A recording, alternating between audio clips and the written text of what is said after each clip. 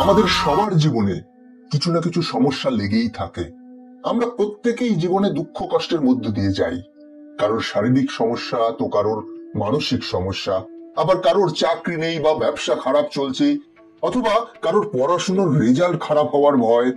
হাজারো সমস্যা আমাদের সব সময় ঘিরে থাকে। তখন আমাদের মনে হয় এই কঠিন সময় কিছুতেই যেন কাটতে চায় না। আবার আমাদের যখন ভালো সময় আসে তখন আমরা খুব অহংকারী হয়ে যাই। আজ আমি আপনাদের এই সমস্যা থেকে বেরোনোর উপায় বলবো, তাই ভিডিওর কথাগুলো খুব মনোযোগ সহকারে শুনুন। ভগবান শ্রীকৃষ্ণ একবার অর্জুনকে এমন এক উপদেশ দিয়েছিলেন যা প্রতিটি মানুষের ক্ষেত্রে সমান কার্যকারী। আপনি যদি কখনো কোনো বড় সমস্যার মধ্যে পড়েন বা আপনার জীবনে সমস্যার পর সমস্যা আসতেই থাকে, তাহলে শ্রীকৃষ্ণের বলা এই অত্যন্ত কার্যকারী একটি উপায় একবার জীবনে প্রয়োগ করে দেখুন। দেখবেন কিছুদিনের মধ্যেই আপনার জীবনে এক অভূতপূর্ব পরিবর্তন আসতে শুরু করবে। আসলে এই উপায়টি ভগবান শ্রীকৃষ্ণ অর্জুনকে একবার একটি বিশেষ ঘটনার পরিপ্রেক্ষিতে বলেছিলেন এবং অর্জুনকে নিজের ঘরের দরজায় এমন একটি কথা লিখতে বলেন যে কথাটি লিখলে ভগবান শ্রীকৃষ্ণ তাকে সব সময় সাহায্য করবে। এই কথাটি কি সেটি এই ভিডিওতে আমি আজকে আপনাদের বলবো, যাতে আপনারাও আপনাদের বাড়ির দরজায় বা দেওয়ালে এই জিনিসটি লিখে রেখে ভগবান শ্রীকৃষ্ণের কৃপা লাভ করতে পারেন এবং জীবনে আসা প্রত্যেকটা সমস্যাকে খুব সহজেই সমাধান করতে পারেন।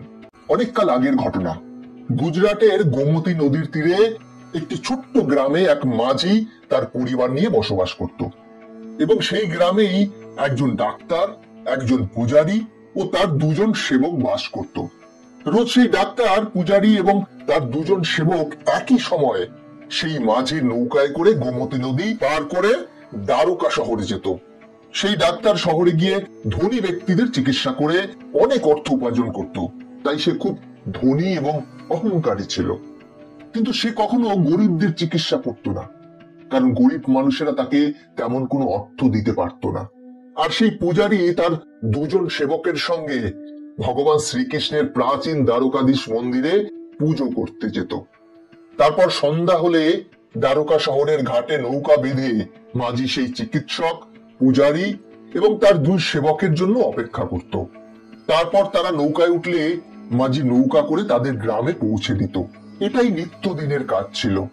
রোজ গ্রামে ফেরার সময় পূজারীর দুই শিষ্য ভগবান শ্রীকৃষ্ণ সম্পর্কে পূজারীকে বিভিন্ন প্রশ্ন করত এবং পূজারীও সেই সব প্রশ্নের সুন্দর ব্যাখ্যা করে বুঝিয়ে দিত। আর এভাবেই তারা নিজের গ্রামে ফিরে আসতো। সেই মাঝি এভাবেই দিনরাত পরিশ্রম করে সামান্য অর্থ উপার্জন করত, যা দিয়ে সে নিজের সংসার চালাতো। তবে তার জীবনে কোনো দুঃখ ছিল না। কিন্তু যখন সেই মাঝির স্ত্রী খুব অসুস্থ হলো, তখন সেই ডাক্তারের কাছে স্ত্রীকে নিয়ে ছুটে গেল মাঝি। সেই ডাক্তার একটি বড় বাড়িতে থাকতো। মাঝি সেখানে নিজের স্ত্রীকে নিয়ে হাজির হলো। তাই দেখে সেই ডাক্তার খুব বিরক্ত হলো এবং মাঝির স্ত্রীকে পরীক্ষা করে বলল, তোমার স্ত্রীর একটি কঠিন রোগ হয়েছে, যার জন্য অনেক অর্থের প্রয়োজন। অর্থ ছাড়া আমি তোমার স্ত্রীর চিকিৎসা করতে পারবো না। ডাক্তারের এই কথা শুনে মাঝি খুব চিন্তিত হয়ে পড়ল এবং নিজের জমি জমা বিক্রি করে নিজের স্ত্রীর চিকিৎসা চালিয়ে যেতে লাগলো। সেই ডাক্তার খুব ভালো চিকিৎসা জানতো, তাই ধীরে ধীরে মাঝির স্ত্রী সুস্থ হতে শুরু করলো। কিন্তু ডাক্তারের খরচ চালাতে চালাতে মাঝি নিঃস্ব হয়ে গেল। ছোট্ট একটা কুঁড়ে ঘর ছাড়া মাঝির আর কিছুই অবশিষ্ট রইল না।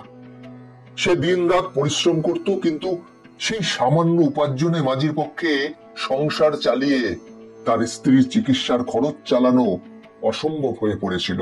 তাই সে নিজের এই দুঃসময়ের হাত থেকে নিস্তার পাওয়ার জন্য কোনো রাস্তা খুঁজে পাচ্ছিল না। তারপর একদিন মাঝি দ্বারকা নদীর ঘাট থেকে সেই ডাক্তার, পূজারী ও তার দুজন সেবককে নিয়ে নৌকা জলে ভাসালো। তখন দুজন সেবক পূজারীকে এমন একটি প্রশ্ন করলো যা ওই মাঝি ও ডাক্তারের জীবন বদলে দিল। সেবক দুজন পূজারীকে প্রশ্ন করলো, পুরোহিত মশাই, দুঃসময় ও সুসময় নিয়ে ভগবান শ্রীকৃষ্ণ আমাদের কি উপদেশ দেন?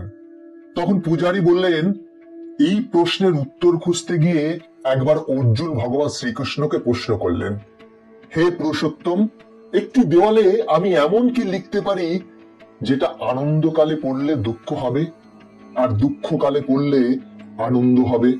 তখন ভগবান বললেন, হে পার্থ, তুমি দেওয়ালে লেখো, এই সময়ও কেটে যাবে।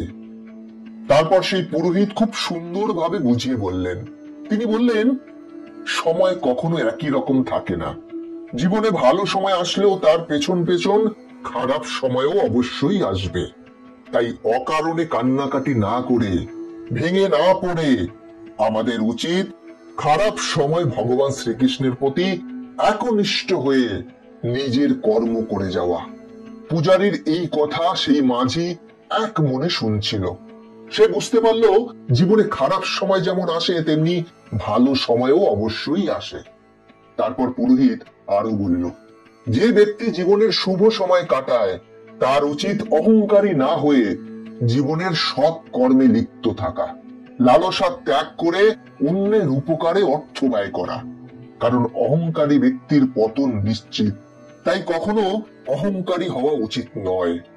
এই কথাগুলি সেই ডাক্তার এক মনে শুনে নিজের ভুল বুঝতে পারল আর নিজের অহংকার বোধ ত্যাগ করার সিদ্ধান্ত নিল। এরপর থেকে সে আর অধিক অর্থ উপার্জনের লালসা করবে না এবং সকল দরিদ্র মানুষের চিকিৎসা বিনামূল্যে করবে। এরপর পুরোহিত মশাই গীতার একটি শ্লোক তাদেরকে মনে করিয়ে দিল, যেখানে ভগবান শ্রীকৃষ্ণ বলেছেন, যে ব্যক্তি কখনো সাফল্যে উচ্ছ্বসিত হয় না এবং ব্যর্থতায় দুঃখে ভেঙে পড়ে না, সেই হলো সব থেকে ধীর, স্থির ও বুদ্ধিমান ব্যক্তি। বন্ধুরা, সেই দিন রাতে নৌকা গ্রামে পৌঁছানোর পর সেই ডাক্তার ও মাঝি নিজের বাড়ির দেওয়ালে ভগবান শ্রীকৃষ্ণের এই উপদেশটি বড় করে লিখে রেখেছিলেন, এই সময়ও কেটে যাবে। এবং পরবর্তীকালে সেই মাঝি জীবনে অনেক উন্নতি করেছিল, অনেক জমি বাড়ির মালিক হয়েছিল এবং সেই ডাক্তার বিনামূল্যে মাঝি এবং অন্যান্য দরিদ্র ব্যক্তিদের চিকিৎসা করেছিল। কারণ ভগবান শ্রীকৃষ্ণের এই উপদেশটি যে মেনে চলবে, সে জীবনে কখনো আশাহত হবে না। তাই বন্ধুরা, জীবনে যা কিছু ঘটুক না কেন, ভেঙে পড়বেন না। একটা কথা মনে রাখবেন, জীবনে কোনো কিছুই চিরস্থায়ী নয়। যেটা আজ আপনার কাছে আছে, সেটা গতকাল অন্য কারো ছিল, আগামীকাল সেটা অন্য কারো হবে। আপনি যেমন শূন্য হাতে এসেছিলেন, তেমনি শূন্য হাতেই ফিরে যাবেন। তাই চিন্তা করা ছেড়ে দিন, ঈশ্বরের স্মরণে নিজেকে নিমজ্জিত করুন, তাহলেই প্রকৃত শান্তি পাবেন। তোমাদের যদি এই ভিডিওটা ভালো লাগে থাকে তাহলে অবশ্যই একটা লাইক করে দাও, আর এইরকম ভিডিও পেতে গেলে আমাদের সাথে থাকো।